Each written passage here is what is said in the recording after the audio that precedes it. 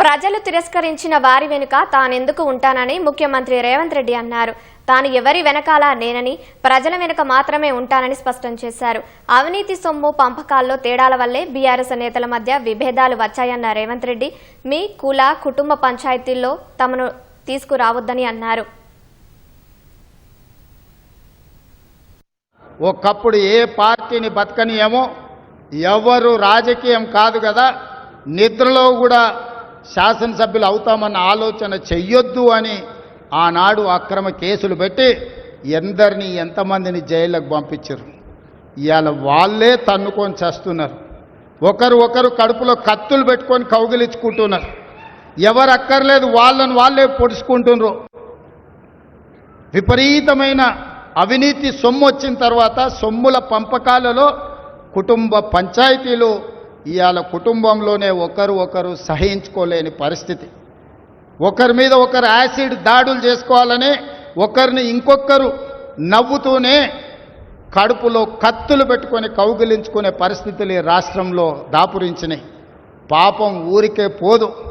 పెద్దలు చెప్పిండ్రు, చేసుకున్న వాడికి చేసుకున్నంత మహానుభావ అని చెప్పిండ్రు. చేసిన పాపాలు ఎక్కడికి పోవు. ఖచ్చితంగా ఆ పాపాలు వెంటాడుతూనే ఉంటాయి. వాళ్ళు అనుభవించి తీరాల్సిందే.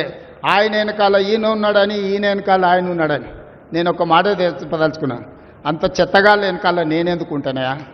నేను నాయకుడిని ఉంటే ముందుంటా, మా వాళ్ళకి తోడుకుంటా.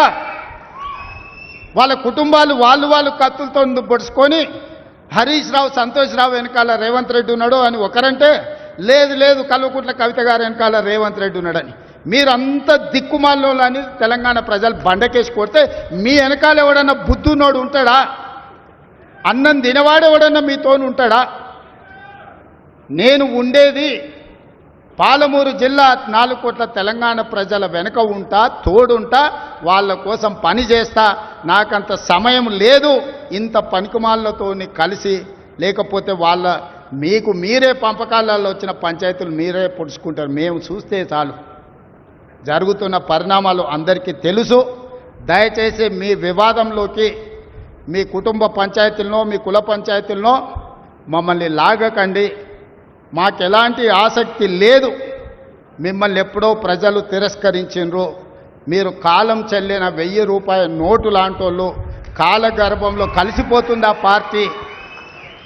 ఒకప్పుడు జనతా పార్టీ కూడా గొప్ప పేరుండే, కానీ జనతా పార్టీ కనుమరుగైంది.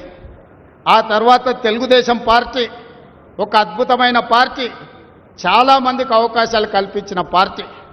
కొంతమంది కుట్రల వల్ల ఆ పార్టీ కూడా ఈరోజు తెలంగాణలో ఒక సమస్యను ఎదుర్కొంటుంది. మరి ఇన్ని దుర్మార్గాలు చేసిన మీరు మాత్రం ఎట్లా మనుగడ సాధిస్తారు? ప్రకృతి అనేది ఉంటుంది, ఆ ప్రకృతి శిక్షిస్తుంది. అందులో మనకి ఎవరికి ఏమాత్రం ప్రమేయం లేదు. రాజకీయాల వైపు చూడకండి మిత్రులారా. పాలమూరు జిల్లాను అభివృద్ధి చేసుకుందాం. ఇరిగేషన్ అండ్ ఎడ్యుకేషనే మై ఫస్ట్ ప్రయారిటీ.